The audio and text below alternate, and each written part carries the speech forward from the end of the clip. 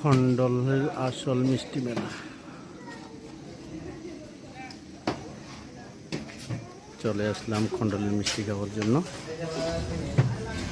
খণ্ডলের ঐতিহ্যবাহী মিষ্টি।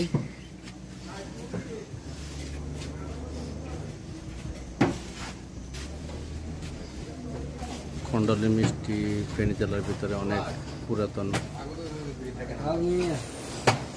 এটি অনেক নাম করা মিষ্টি। খণ্ডলের এক নং মিষ্টি মেলা। চলে আসলাম ফ্যামিলিকে নিয়ে আজকে খণ্ডলের মিষ্টি খাওয়ার জন্য।